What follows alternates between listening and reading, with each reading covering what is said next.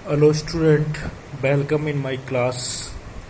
पिछली क्लास में हमने प्रोबेबिलिटी, टोटल प्रोबेबिलिटी रिलेटेड कुछ क्वेश्चन पढ़े थे और थ्योरम पढ़ी थी, और आज कुछ और क्वेश्चन डिस्कस करेंगे अपन। तो पहला क्वेश्चन है, the odds against A solving certain question are 4/3 and the odds in favour of B solving same question are 7/5. What is the probability that first the question will be solved and the question will not be solved and the question will be solved by anyone? तो odds पक्ष में संयुगानुपात 4/3 है एक question के solve करने का, और favour में विपक्ष में संयुगानुपात 7/5 है। तो प्रोबेबिलिटी क्या होगी? क्वेश्चन विल बी सॉल्व, प्रश्न हल हो जाएगा, क्वेश्चन हल नहीं होगा और प्रश्न एक के द्वारा सॉल्व हो जाएगा। तो सॉल्यूशन है, probability of A solving the question equal to 1 - 4/7, तो इक्वल टू 3/7। 4/3 था, 4/7 को 1 माइनस, या सीधा भी लिख सकते हैं 3/7 4/3 से। And probability of the be solving the question 7/12, इसको भी सीधा लिख सकते हैं अपन। अनुपात कितना था? 7/5। नेक्स्ट है, probability of the question will be solve. पहला क्वेश्चन विल बी सॉल्व, तो 1 माइनस 4/7 इंटू 5/12। सॉल्व होने की प्रायिकता है 4/7 और इंटू 5/12। तो पहले संयुगानुपात से 4/7, दूसरे से 5/12, इनको गुणा करके एक में से घटा दिया तो 16/21। Probability of the question will not be solve, तो 4/7 इंटू 5/12 इक्वल टू 5/21।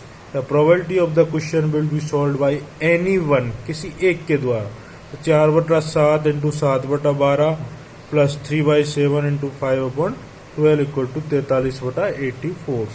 तो ये हुआ आंसर। नेक्स्ट क्वेश्चन है, A B and C are 3 independent witnesses of an event which is known at have occurred. A speak the truth 3 times out of 4, 4 में से 3 बार ए क्या बोलता है? सत्य बोलता है। B 4 times out of 5, B 5 में से 4 बार सत्य बोलता है। C 5 times out of 6, C 6 में से 5 बार सत्य बोलता है। What is the probability that the occurrence will be reported truthfully by the majority of the 3 witness?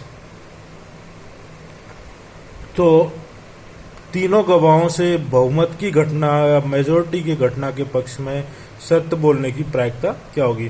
तो probability of A speaks truth, कितने 4 में से कितनी बार बोलता है? 3 बार, तो 3/4। Probability of the B speaks truth 4/5। Probability of the C speaks truth 5/6। तो probability of the occurrence will be reported truthfully by majority of the 3 witness. तो 3 है ए बी सी, तो मेजोरिटी 2 को तो सत्य बोलना पड़ेगा, चाहे एक झूठ बोले। तो ए बी बार सी कहने मतलब 2 सत्य बोलेंगे, एक नहीं बोलेगा, plus A B bar C plus A bar B C plus A B C, या तीनों ही सत्य बोले तो मेजोरिटी हो जाएगी।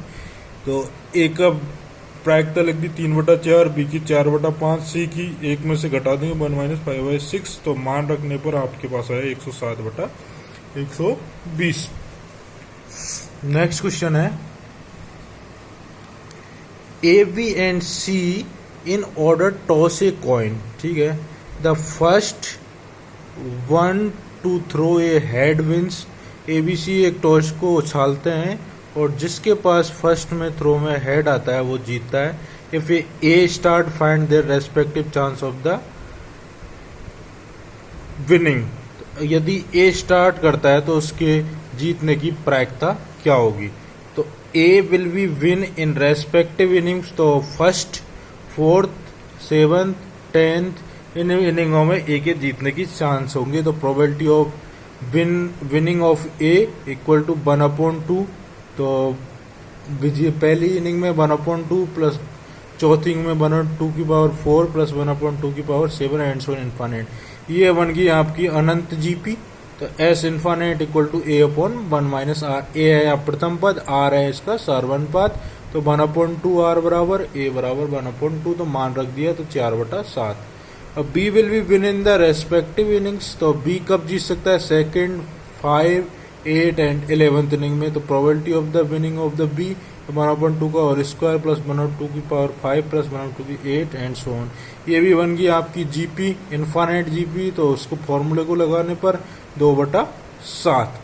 And probability of C winning of A inning, तो सी की जीतने की प्रायिकता क्या होगी, तो एक में से घटा देंगे इन दोनों को जोड़ने के बाद, तो 1/7। नेक्स्ट क्वेश्चन है, there are 3 white and 3 black ball in a bag. All the balls are drawn one by one without replacement. 3 white 3 काली गेंदें हैं. All the balls are drawn one by one without replacement. What is the probability that the colors of the balls will remain alternatively? तो if first ball white, second ball black, third ball white, fourth ball black, colour क्या होना चाहिए alternative, तो प्रायिकता 3 white की प्रायिकता total ball कितनी है 6, 3/6, और रिप्लेसमेंट विदाउट रिप्लेसमेंट दोबारा नहीं रखी जाती है, तो ब्लैक की प्रायिकता 3/5 इनटू फिर आएगी वाइट कितनी बच गई अब 1 निकलने के बाद 2, और टोटल बच गए आपके 4 क्योंकि यहाँ 2 बॉल निकल चुकी है, इनटू ब्लैक कितनी बच गई 2, और 3 बॉल निकल चुकी है, टोटल 6 में से 3 into 1/2 into equal to 1/20। If first ball अपन ब्लैक ले तो second ball white, third ball black and fourth ball white, then probability वही 3/6 into 3/5 into 2/4 into 2/5 into 1/2 into 1/1 equal to 1/20। तो total probability equal to 1/20 plus 1/20 equal to 1/10। Next question है, there are 3 letters and 3 envelopes for them if the letters are placed in the envelopes at random, what is the probability that all the letters placed in their right envelopes? No letter is in the right envelopes, only one letter is placed in the right envelope, all the letters are not in the right envelopes। 3 letter और 3 लिफाफे हैं, इनको randomly उनके अंदर place किया जाता है, तो प्रोबेबिलिटी क्या होगी जब ऑल सभी पत्रों को लिफाफों में सही तरीके से रखा जाता है और सही तरह से नहीं रखा जाता है, तो प्रोबेबिलिटी केवल एक लेटर को एक लिफाफे में सही तरीके से रखा जाता है और सभी लेटरों को लिफाफे में नहीं रखा जाता है। तो probability of the right letter placed into the right envelope, तो 1/3, क्योंकि 3 लेटर है तो 1/3, और एक लेटर को एनवलप में रखना है तो 1/3। Probability of the letter placed into the wrong envelope, तो 1 - 1/3 इक्वल टू 2/23। तो कंडीशनल प्रोबेबिलिटी लगाते हैं यहाँ पर, total theorem P A B equal to P A into P B A upon A, तो probability of the first letter placed in right envelope 1/3 and the probability of first and second letter placed in the right envelope equal to 1/3 into 1/2 equal to 1/6। इसी प्रकार first second third में place करने पर 1/3 into 1/2 into 1/1 equal to 1/6। तो probability of the all letter placed in the right envelope आ गया आपके पास 1/6, और probability of the all letter placed in the wrong envelope 2/3 into 1/2 into 1/1 equal to 1/3।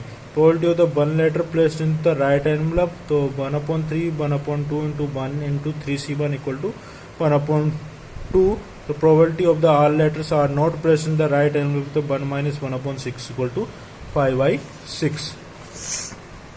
Next question है, find the probability the two each will come together in the word which is the formed with letter of the piece। प्रायिकता ज्ञात करनी है, ई एक साथ आए, दोनों ई एक साथ आए तो form with the letter of piece letter में। तो total words piece by the 5 letters, 5 letter से बना हुआ है, तो कितने तरीके से बना सकते हैं, 5 फैक्टोरियल अपॉन 2 फैक्टोरियल। बहुत ई कीप टुगेदर दोनों को एक साथ रखेंगे तो टोटल कितने हो गए 4 फैक्टोरियल, तो probability 4 factorial upon 5 factorial upon 2 factorial equal to 2/5। In an experiment, next question, in an experiment of the tossing 2 dice 5 times, 2 पासों को 5 बार उछाला जाता है, find the probability that the at least 2 times the sum of the numbers is 9। तो total case tossing of the 2 dice 6 × 6 36, तो favourable case 9 आने की 3 6 4 5 5 4 6 3, तो 4। तो probability sum of the number 9 equal to 4/36 1/9, 9 number नहीं आने की प्रायिकता 1 माइनस 1/9 8/9। कितने 5 टाइम चल रहे हैं तो 8/9 की पावर 5। और प्रोबेबिलिटी सम 9 इज 1 टाइम, एक बार आता है तो 8/9 की power 4 into 1/9 into 5c1। 9 at least 2 times तो 1 minus 8 minus power 5 plus 8 minus 4 into 5/9। तो प्रोबेबिलिटी हो जाएगी 1/9 का होल स्क्वायर इंटू 8/9 का whole Q into 5c2 plus 1/होल Q 9 whole square into 5c3 plus 1/9 की पावर 4 8/9 इंटू 5c4 प्लस 1/9 की power 5। Thank you very much. Next class में हम कुछ क्वेश्चन और डिस्कस करेंगे और उसके बाद वेज थ्योरम पढ़ेंगे। तो धन्यवाद, अपने लाइक और कमेंट जारी रखिए। Thank you very much.